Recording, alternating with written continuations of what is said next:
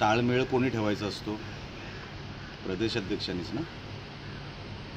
प्रभाकर सावंत काय बोलतात त्याला काडीची किंमत नाही भारतीय जनता पक्षामध्ये, म्हणून त्यांनी तर बोलूच नाही कुठल्याही विषयावर. ते फक्त कोणाच्या तरी जवळ आहेत म्हणून त्या पदावर आहेत, मेरिटवर नाही. म्हणून प्रभाकर सावंतांनी कुठल्याही या विषयावर पडू नये. माझा विषय एवढाच आहे की एवढं मोठं पद प्रदेशाध्यक्ष, रत्नागिरीमध्ये एक न्याय, सिंधुदुर्गामध्ये एक न्याय. अच्छा, आम्ही सगळं 50-50वर ऐकत होतो. हे सगळं माझं काल बोलून झालं आहे. रत्नागिरीमध्ये अख्खी BJP फक्त 20 सीटांवर लढते, फक्त 20 सीट, आणि आम्ही इकडे 50-50% द्यायला तयार होतो. हे अजिबात कार्यकर्त्यांचं जे कारण सांगतायत ते साफ खोटं आहे. त्याच्यामध्ये काही तथ्य नाही. मी तुम्हाला सांगतो, कार्यकर्ते एवढे डिस्टर्ब झाले ह्या सगळ्या विषयामध्ये की एकतर तुम्ही राणेसाहेबांना ह्या निवडणुकीपासून बाजूला ठेवलं, त्यांचं ऐकलं नाही, आणि प्लस तुम्ही सांगताय की कार्यकर्त्यांची मागणी आहे.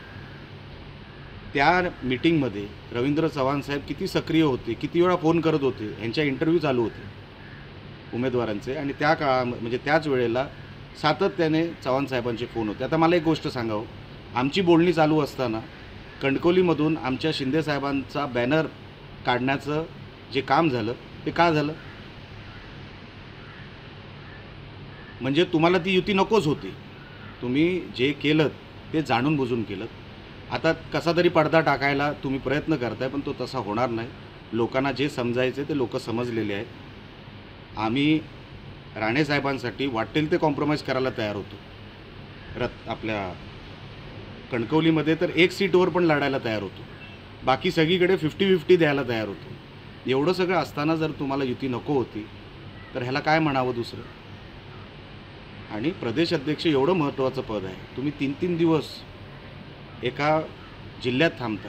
अच्छा, महाराष्ट्रात निवडणुका किती लागल्या आहेत? नगरपंचायती आणि नगरपरिषदा जवळपास 250 ठिकाणी, पण तुम्हाला सिंधुदुर्गच दिसतो. 3-3 दिवस तुम्ही ह्या जिल्ह्यात येऊन थांबता. ठीक आहे, तो तुमचा भाग आहे, पण आम्ही सन्मान्य बावनकुळे साहेबांना बघितलं, सन्मान्य चंद्रकांत दादा पाटील साहेबांना बघितलं.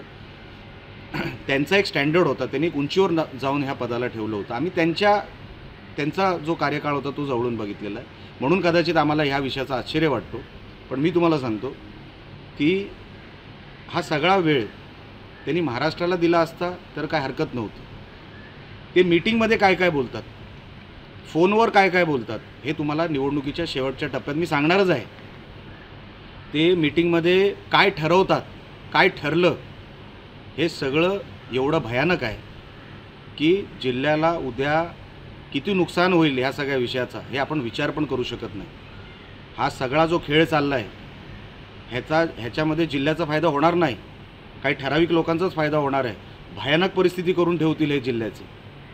म्हणून मी एवढं का पाऊल टाकतोय, कारण का जर जिल्हा आपण आज नाही वाचवला तर उद्या हे सगळं काय करतील, चिखल करून ठेवतील.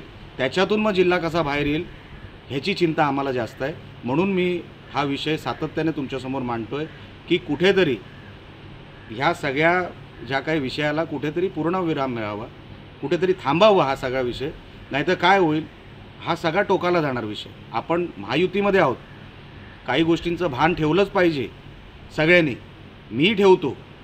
पण हा जो विषय आहे तो आता अजून कठीण होत चाललेला आहे. आणि शेवटच्या टप्प्यात मी तुम्हाला काय काय झालं, ह्यांच्या मीटिंगमध्ये कशी काय काय वार्ता केली गेली, काय काय ठरवलं गेलं, कशी युती तोडायची हे ठरवलं गेलं, हे पण मी तुम्हाला शेवटच्या टप्प्यात. साहेब, वैभव नाईक यांनी आरोप केला आहे की निलेश राणे यांच्या सुरक्षेमुळे मतदारांवर कुठेतरी परिणाम होतो, काय उत्तर द्याल? बघा साहेब, जेलसीचा माझ्याकडे दुसरा म्हणजे जेलसीचं उत्तर नाही. ते का जळतात माझ्यावर ह्याचं उत्तर तेच देऊ शकतात. माझा भाग एवढाच आहे की मला सिक्युरिटी आमदार नसताना पण मिळालेली आहे. मी आमदारही नव्हतो, माझी ही सिक्युरिटी आमदारकीच्या अगोदरची आहे.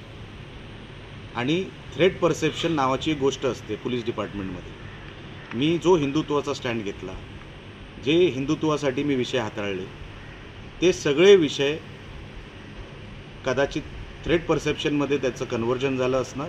हे पोलीस डिपार्टमेंटला माहीत, मी तुम्हाला सांगू शकणार नाही. हे आपल्याला पोलीस डिपार्टमेंटला विचारावं लागेल. पण माझा भाग एवढाच आहे की ज्यांना ज्यांना थ्रेट परसेप्शन आहे त्यांना त्यांना सिक्युरिटी मिळते. विषय राहिला की ही सिक्युरिटी आत्ताच मिळाली का, तर अजिबात नाही. मला ही सिक्युरिटी आमदार नसतानाही मिळाली, माझ्याकडे होती.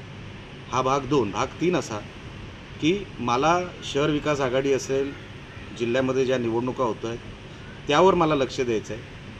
कोण माझ्यावर जळतो, का जेलसी आहे, ह्यावर लक्ष देण्याचा माझ्याकडे खरोखर वेळ नाही. बघा काय झालं आहे, कणकवलीमध्ये नगराध्यक्षपदाचे उमेदवार सन्माननीय समीर नलावडे हे भारतीय जनता पक्षाकडून निवडणूक लढत आहेत.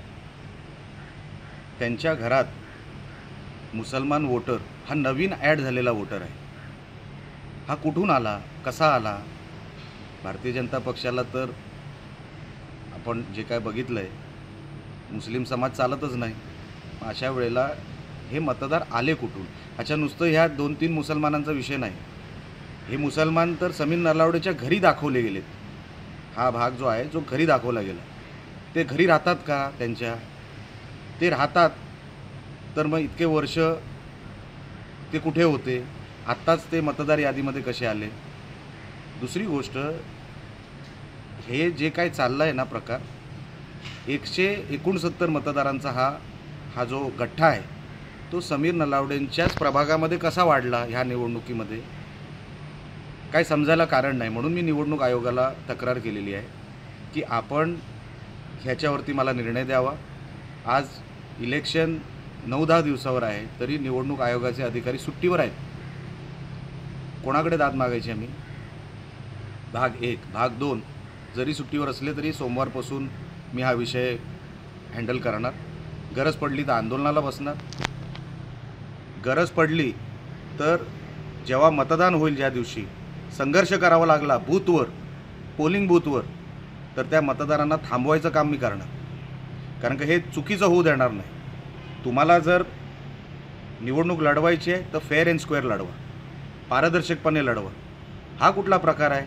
इथून तिथून मतदार जमा करायचे, कुठून तरी बाहेरून पिल्लावळ जमा करायची आणि मतदार बनवायचे, असं नाही चालणार. तो जो बूथ लेवल ऑफिसर आहे त्याच्यावर पण मी तक्रार केली आहे. तो कोण आहे बूथ लेवल ऑफिसर इलेक्शन कमिशनचा, ज्यांनी हे मतदार आता वाढवलेत? कुठून आले हे मतदार? काय कारण आहे? ही सगळी कारणं जी आहेत ना, ती मला निवडणूक आयोगाकडून ऐकायची आहे.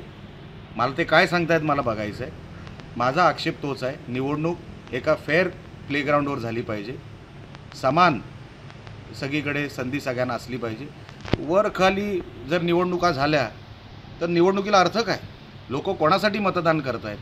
खरं मतदान कळणारच नाही की लोकांनी खरं कोणाला मतदान केलं. आणि हे बाहेरून येऊन जे काय वरचं एक्स्ट्रा मतदान जे झालेलं आहे, खरं मतदान लोकांना कळणार नाही. म्हणून माझा तो आक्षेप आहे आणि आम्ही टोकाची भूमिका घेणार.